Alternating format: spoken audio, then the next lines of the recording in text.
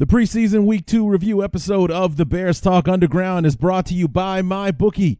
Guys, it's a new season, and with all the things that have changed so far, the one thing that hasn't changed, where I'm putting my money down on all the games. MyBookie is the place to bet on football every weekend. And remember, we're only 2 weeks away from college football kicking off. We are 19 days away from our beloved Chicago Bears kicking off the 100th season of football on Thursday night. MyBookie is the place that you want to go. It has better bonuses and more prop bets than any sports book, period. This year they are hosting the first online handicapping super contest where first place is guaranteed to win at least $100K, and it only costs you $100 to enter. All you got to do is pick 5 NFL games against the spread every week to climb the leaderboard and score your share of a huge cash prize. MyBookie also has live in-game betting on every NFL game. They've got the most rewarding player perks in the biz, and for you fantasy guys out there, you can even bet the over-under on how many fantasy points a player will score each game. Join now and double your first deposit with the first deposit bonus up to $1,000. Use promo code CHAIR to activate the offer. Visit MyBookie online today. That's MyBookie, and don't forget to use the promo code CHAIR when creating your account to claim the bonus. MyBookie, bet, win, get paid. This episode is also brought to you by SeatGeek. Let SeatGeek take the confusion out of your ticket buying experience. Instead of shopping dozens of sites to find the best deal, let SeatGeek do the heavy lifting for you. Their app scans the web for the best deals to your favorite game, concert, or show and rates them on a scale of 0 to 10 to let you know if you're getting the best bang for your buck. Use promo code ACAA at checkout to receive $20 off your first purchase. That's 2 free beers at the stadium on them for those of you that will spend $10 on a beer. So what are you waiting for? That's promo code ACAA for $20 off your first purchase. SeatGeek, life's an event. We have the tickets. Well, at least it was Friday, right? I mean, the game wasn't beautiful. It wasn't even pretty. It was ugly. It was bad. It was not good. But hey, it's the reason we're all here. So let's go ahead and talk about it. It's the preseason Week 2 review episode of the Bears Talk Underground. So let's get to it.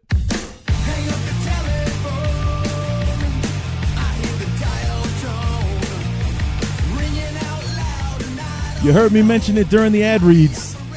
We are 19 days away from our beloved Chicago Bears kicking off 100 seasons as the Chicago Bears and 100 seasons of NFL football on Thursday Night Football, kicking off the season. And after watching last night's game, those 19 days can't go by fast enough. I mean, last night was really, really bad. It was difficult to watch. But like I said, hey, at least it was Friday. It's not like last week when you sat through that game against the Panthers and then still had to get up and go to work the next morning. That sucked. That was not fun. Next week we got to wait till Saturday when the Bears play the Colts in the quote-unquote dress rehearsal game, which I don't know what that means for either team because I just got done watching the Colts play the Browns. There was no Andrew Luck, no Darius Leonard, nobody that you would care about watching play on the Indianapolis Colts.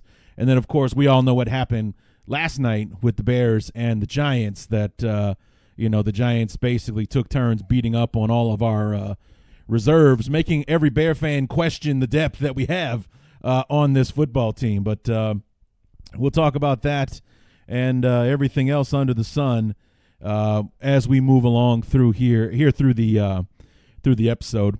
Before we get to the actual review, let's go through a couple of news and notes that I have. Let's see what I was able to dig up. Update on the Anthony Miller injury. Turns out that our best hopes were granted, I guess, wishes were granted. It's not serious. It's just an ankle sprain, but we're not going to see him for the rest of the preseason. That's a guarantee. So, it's an ankle sprain. Hopefully it's no big deal. Hopefully it's not one of those Curtis Conway 8-week ankle sprains, and then when he comes back, he's still not 100%. I've sprained my ankle several times, and I've never had one so bad that it took me 2 months to come back from it. Curtis Conway was a medical marvel in that instance. But anyway, so and Anthony Miller will be fine. He should be ready for week 1. I think that's what the word was. But so no big deal on Anthony Miller. No tearing of ligaments or anything like that. Just tape it up and ice it and give it some rest and get ready for Green Bay in 19 days. Speaking of practice, which is where Anthony Miller's injury took place, Wednesday night, the Bears moved their practice from the usual 8:15 in the morning to 5:45 at night, and the purpose of that was that Nagy and the coaching staff basically put together a preseason game in practice where it was ones against ones in practice. They went through about 60 plays, is what the word was, and they also went through a lot of situations.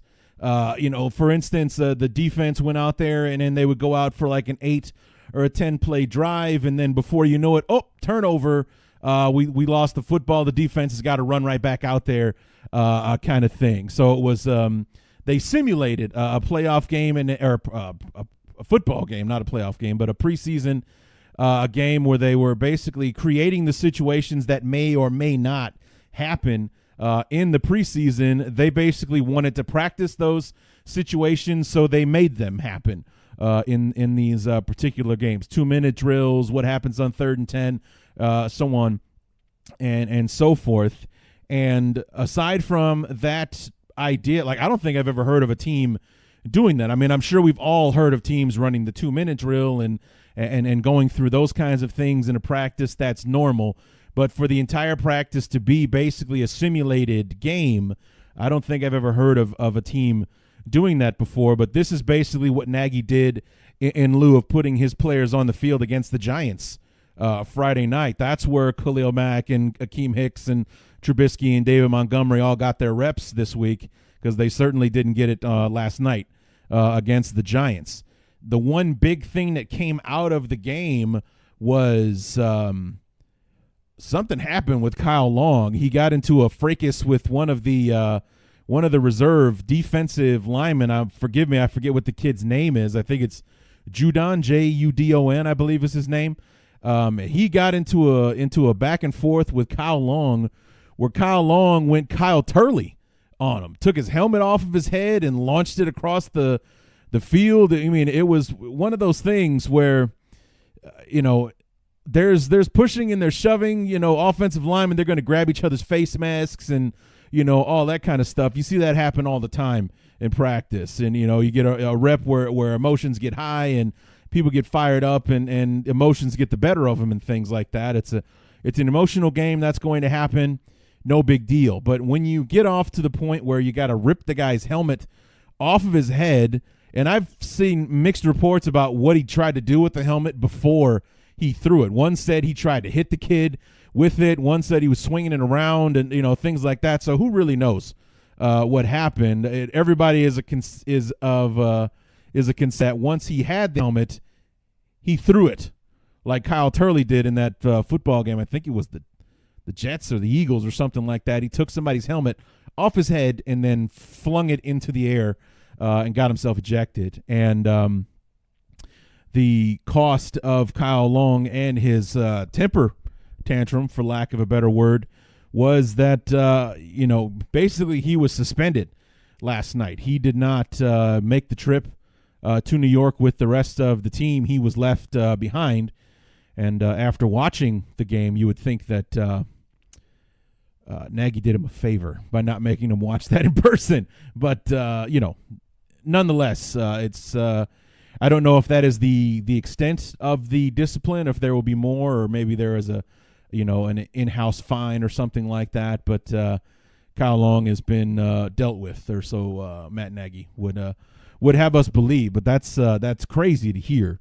You take somebody's helmet off, you throw it across the field. I mean, that's definitely something a step above being, just getting heated in an interaction where, they keep pushing and shoving after the whistle blows and things like that. That's a new level of well, I hate to use the word crazy, but that's what the whole situation was. It was crazy that he took somebody's helmet off, whether or not he tried to hit him with it or swing it around or whatever, but then to toss it away and everything. That's next level stuff. So hopefully Kyle's all right and he's got his bearings about him again, and then his talking to, his suspension, being left behind, having watched the game on TV, it's kind of brought him back down to earth so he can focus going in and be ready and 100% for the Packers on the 5th, because that seems to definitely be the focus of Matt Nagy and the rest of the team right now. He even said so much as to, and I quote, September 5th is very important for us.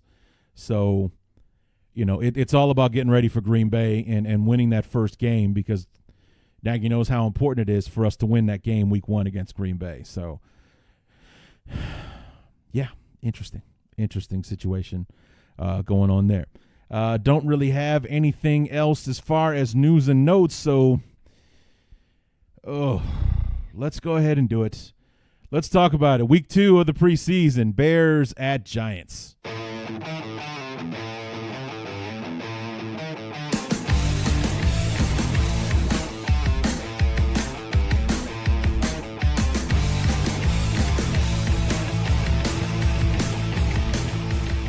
For those of you that follow me on Twitter at BTU_Larry, and to follow the Facebook group, just search Bears Talk Underground on Facebook. You see the post that I made early on in the game last night where I said, I used my emojis, and it's like me when I see my beloved playing a game on television, use the big smile emoji, and then me when I see the 25 players on the sidelines that aren't playing tonight, and then the emoji with the single tear running down his face. That was, it's like all day at work, I'm excited the Bears are playing tonight. I can't wait to get home and watch the game. It's like I knew the odds of me seeing anybody that we wanted to see on the field were even less than they were. I mean, I thought that we would actually see players play in this one.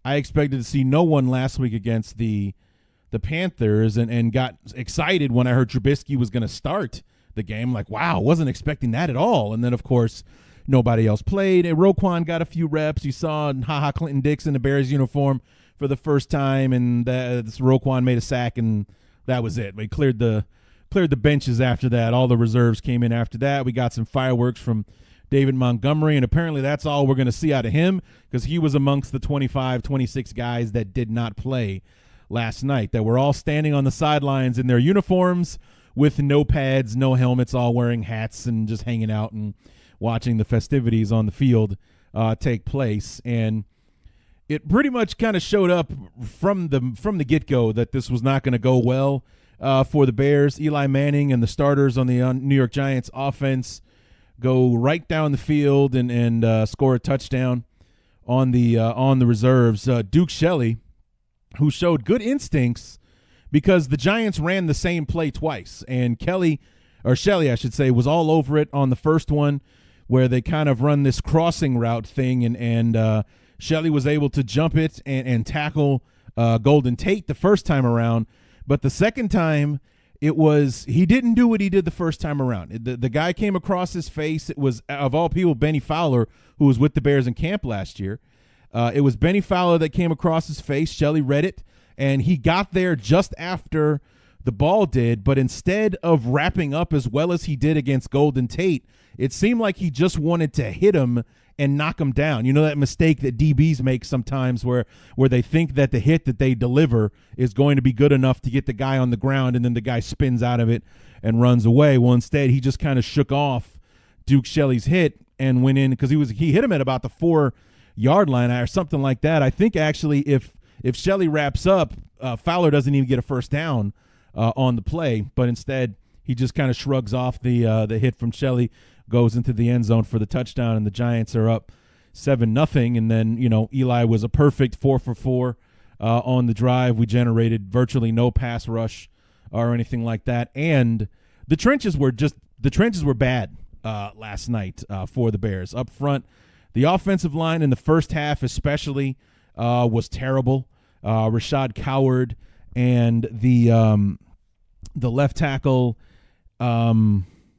Cornelius Lucas was especially bad last night. It just like we really couldn't get anything going in the passing game. Chase Daniel was running for his life all night long last night. Same thing could be said for Tyler Bray.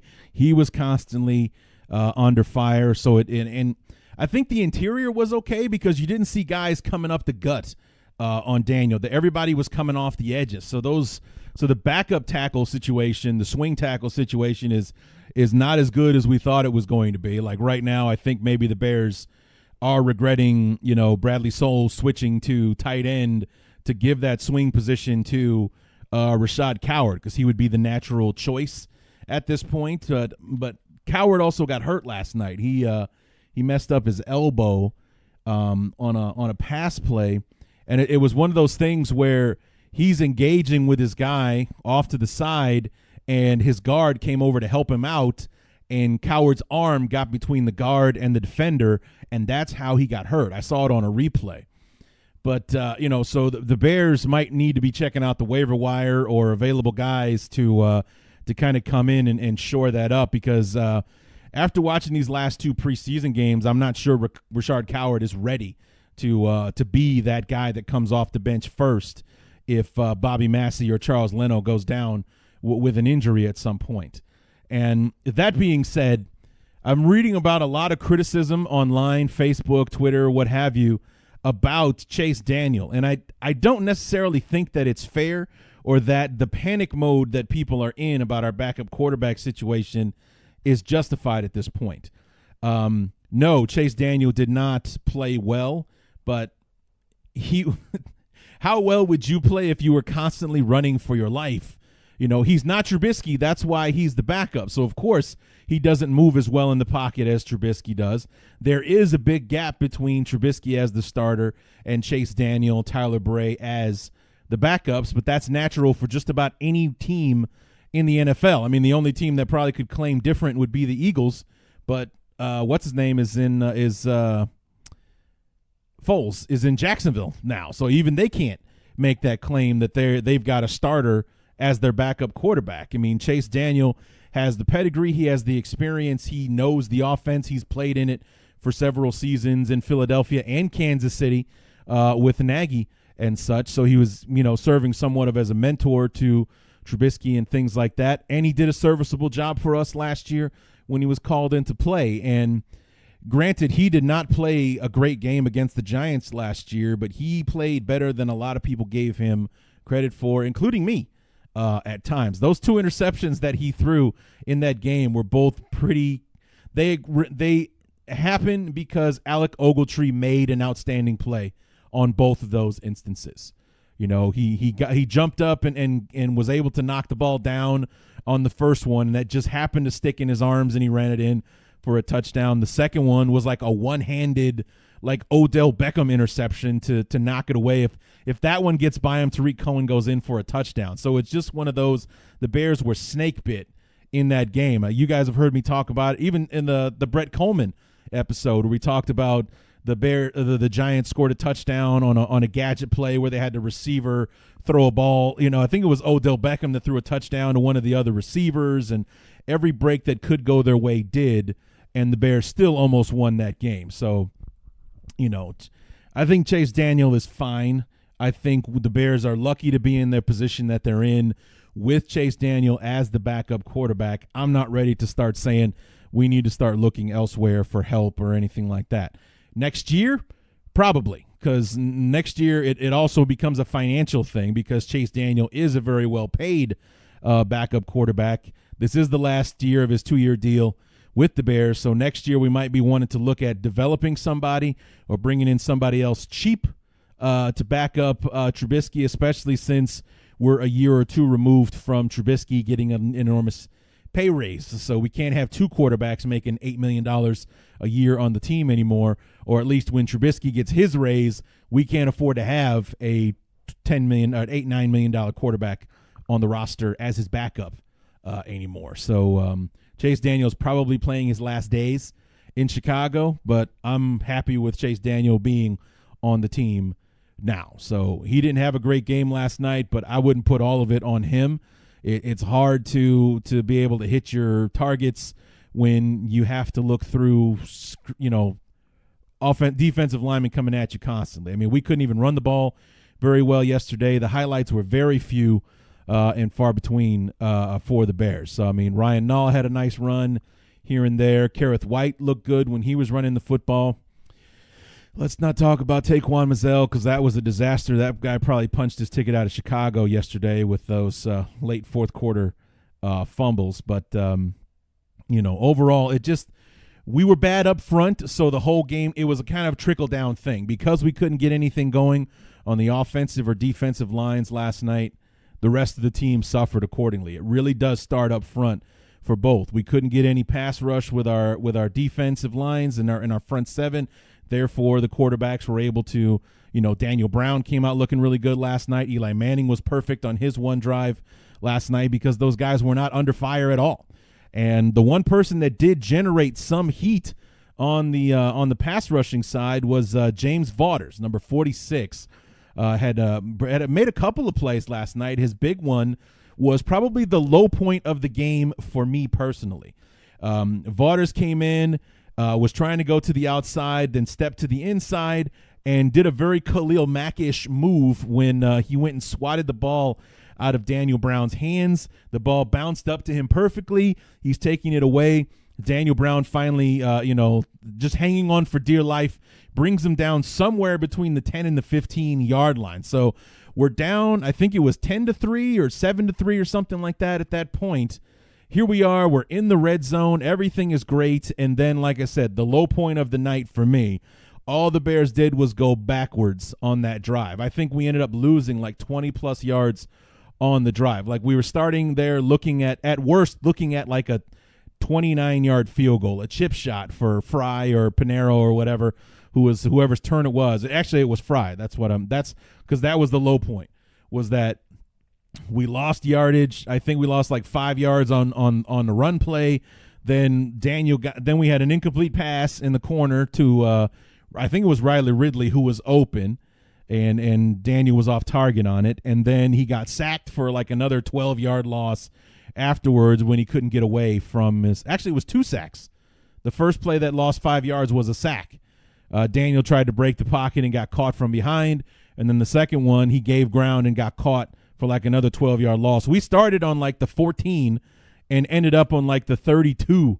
It ended up being a 47-yard attempt for Elliott Fry, and he hooked it left. So here we are. We got gifted this red zone opportunity by this outstanding play that James Vaughters made, and it ends up being a disaster where we end up like a couple more steps and we are out of field goal range. We are most likely punting from inside our own territory if we go just a couple more yards back on that one. So it was kind of ridiculous how poorly that drive went, and that wasn't we still had a little bit more to go in the first half there. The Bears actually put together a decent drive at the end.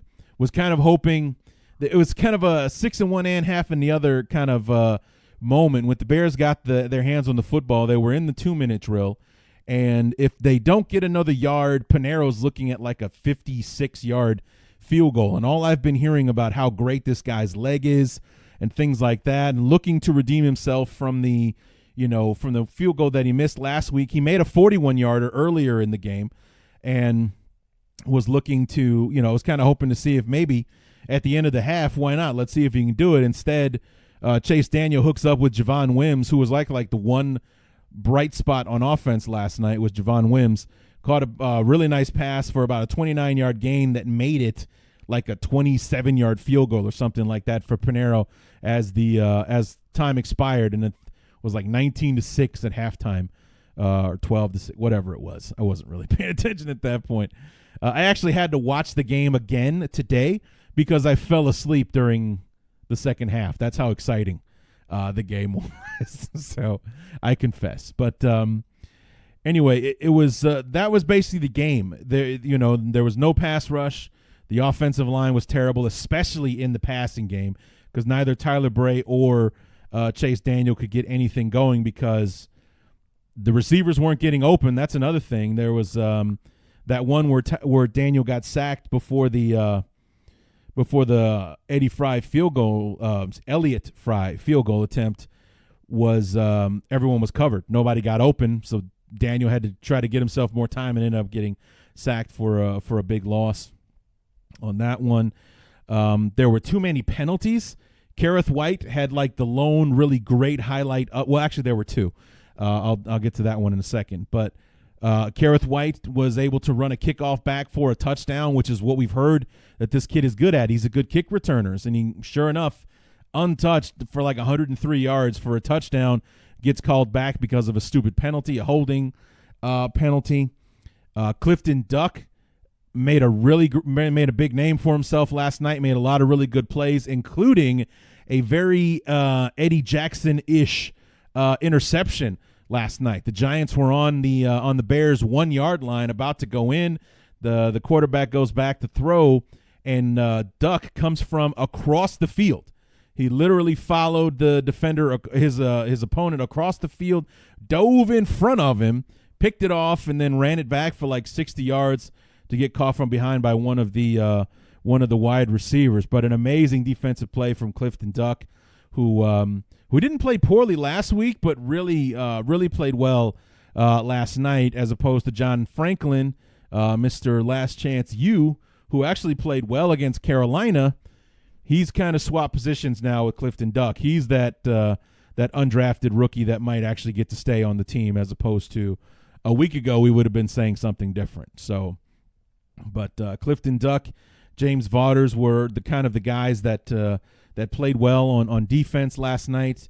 Matthew Betts, Kylie Fitz, Isaiah Irving, he had his moments last night, so it's more about Betts and Fitz. Betts, that guy looks like he's running in molasses, dude. He's not a very fast guy off the edge. I kind of wonder what Pagano was seeing in him in practice, where it's like, who have you liked on the field and such in practice. He mentioned him and Harris, the undrafted rookies, but maybe he was just sticking to the guys that he was surprised with. I don't know. Who knows? But Betts has not looked good thus far. Kylie Fitz is playing his way out of a job.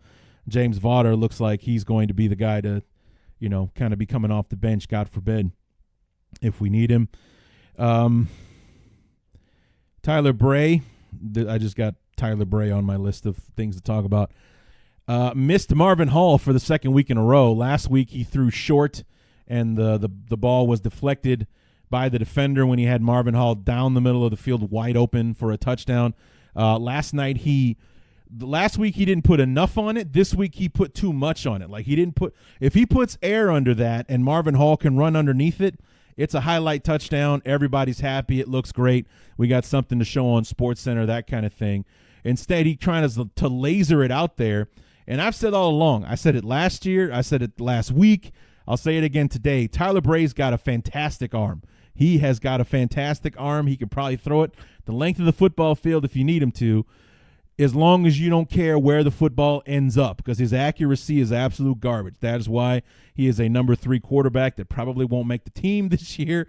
And I don't even know, I think this is like his 5th year in the league, 6th year. I don't know if he's eligible for practice squad anymore. So there's a situation the Bears have to deal with. But, nonetheless, Tyler Bray has not looked good in the preseason. Like I said, he can throw a hole in your chest, but he's probably aiming at your head or something like that. He's not going to hit where the ball actually wants to go. Kind of like Wild Thing in that movie Major League. Before he got his glasses, he's just all over the place. He has no idea how to find the strike zone or anything like that. But it got there really fast, and that's kind of the way I feel like when I'm watching Tyler Bray. The guy's got a great arm. You would, I think any quarterback in the league would like to be able to have the velocity that this guy throws with. But how about the accuracy of a Rodgers or a Brady or a Breeze or somebody like that? Because he has none. He has none. That's why he's not a better quarterback in the league. He's got no accuracy whatsoever. So let's see. Also, we got nothing from the tight ends last night. So, Shaheen and Burton did not play. Trey Burton did not play last night. They were amongst the 25 that sat out the game against the Giants. But Dax Raymond, Ian Bunting, you saw nothing from these guys. And then the only one that, like Perstead, the only reason that we heard from him last night because he was guilty of a holding penalty. It may have been him that did the holding on the Kareth White kickoff return for the touchdown last night. So overall, it didn't look good. The Bears lose 32-13, so that's back-to-back 13-point performances from our beloved. The kicking situation, Pineiro hit from 41 yards in the first half, hit another one for 27. Elliott Fry missed his one field goal attempt from 47 yards out on that disaster drive in the first half, but hit the extra point when Kerrith Wright scored a touchdown from a yard out last night. So it's basically the mirrors flipped the images. Basically, Pineiro hit an extra point last week and he hit a short field goal. Elliott Fry, was the better of the two kickers last week. We're back to zero again with the kickers, so we'll see how it goes next week. Maybe we'll be able to get an answer out of this. But I think the Bears, being major players in that whole Kari Vedvik thing, it was the kicker/punter from the Ravens that was getting a lot of attention. People were offering a trade bait to the Ravens for it, and the Bears got outbid by the Vikings.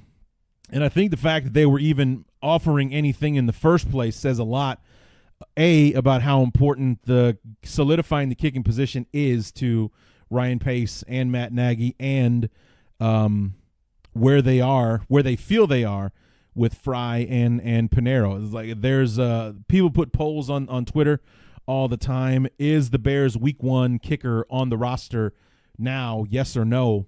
Those things always kind of come out 50-50. It's like right now, I don't think so. I mean, I think you give the edge to Pineiro now after the performance he had last week against the Giants. Next week's nobody's going to have any excuses because we're in Indianapolis. It's field turf. It's in a dome, so there's no wind, no conditions. It's perfect. If you missed it, it's on you. And things like that. So we'll see if we can settle this. And what it comes down to, it was probably going to be that week 4 game against the Titans to close things out to see who our kicker is going to be. And then even then, the guy that makes the roster might be unemployed in 24 hours when the other waiver wire guys start showing up. So I don't know. I think it's 50-50 right now, whether it's going to be Fry or Pineiro. I don't really have a say. I think I like Pineiro because of his leg, but we'll have to wait and see on that. Like I said, it's 50-50 where half the time I think, I think Pineiro, Fry, I think will be okay and, kind of thing. And then the other time where it's like, yeah, we're probably going to be picking up somebody that gets waived when the 53-man cuts get made in a couple of weeks. So I really don't know. It's definitely a wait and see thing because nobody is stepping out in front of the other. After the first 2 preseason games, they flip-flop performances where one stepped up, the other one didn't, and they're at a dead heat as far as the fan base is concerned. So I mean, as long as the beat reporters are allowed to report on how they're doing in practice, which I heard very little about makes and misses in practice this past week. Now that they're at Hallis Hall in Lake Forest and not in Bourbonnais in front of crowds and things like that.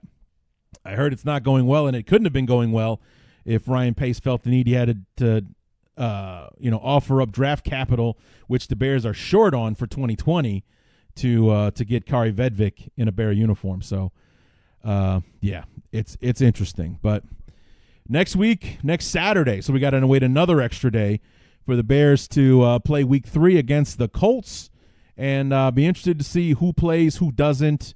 I don't know. We'll see. I'm not optimistic about who we're going to see out there, and it's just want to get the game played to get the game over with. You know what I'm saying? And then we can move on to Tennessee and watch those guys play for their jobs, get to the cut day, move on, and get ready for Week 1 against the Packers on September the 5th. So September 5th seems to be the focus with Matt Nagy and the Bears right now. The only problem is that's still 2.5 weeks, almost 3 full weeks away from where we are right now. And we got 2 more of these preseason games to sit through. So anyway, I think that's going to do it for me. Like I said, there wasn't much to talk about in last night's game, so the episode's going to be a little bit on the short side. I apologize. Maybe we'll have a bit more excitement, a bit more to talk about next week. We can go a little bit longer. I hope so. But before I let you go, guys, making an announcement. The Armchair Media Network is it's growing. It's expanding.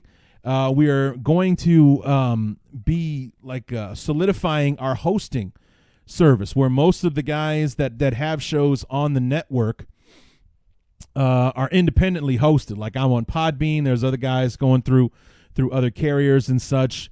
The network is putting everybody on one service together. So if you are subscribed to the podcast, especially if you're on Podbean, if you're subscribed through Podbean, I have resubmitted the show to Podbean using the feed from our new hosting service. So like the feed, if you're a subscriber on Podbean, then you need to actually stop following that one and follow the other one. And hopefully we're going to have new logos and everything, which I'm not entirely crazy about, but the guy's doing okay work. We're still working on mine, and that's why I'm kind of hoping that we can get it done so that you'll be able to subscribe to the one with the new logo on it.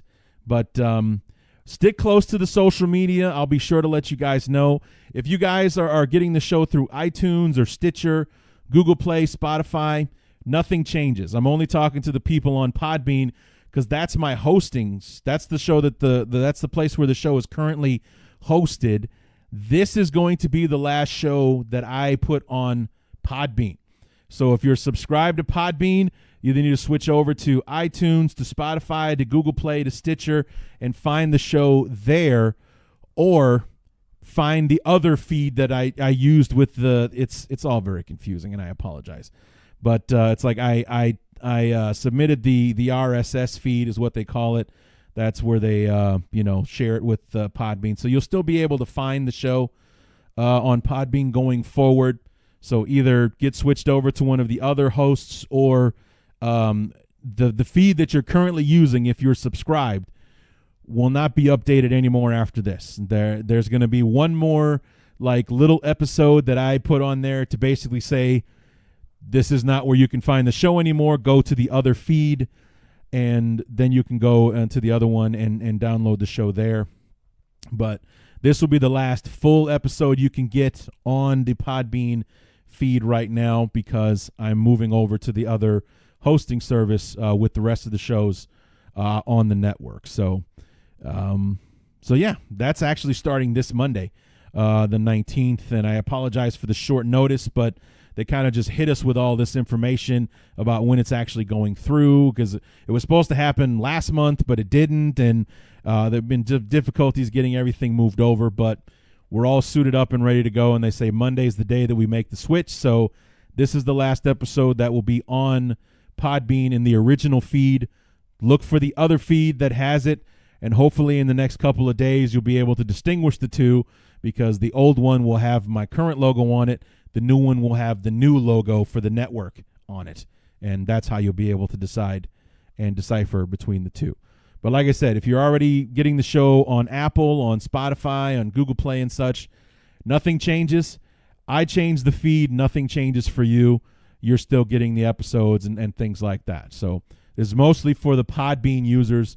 The feed is being changed, so pay attention to where it's going to go, or you're going to keep missing the episode. So anyway, like I said, for the Podbean users, I will be releasing like one more short, like 5-minute announcement episode where I explain this all over again.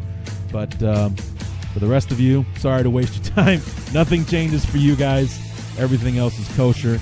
And we'll be back next weekend, next Sunday, to review preseason week number 3 between the Bears and the Colts. And until then, my name is Larry D, and this has been the Bears Talk Underground.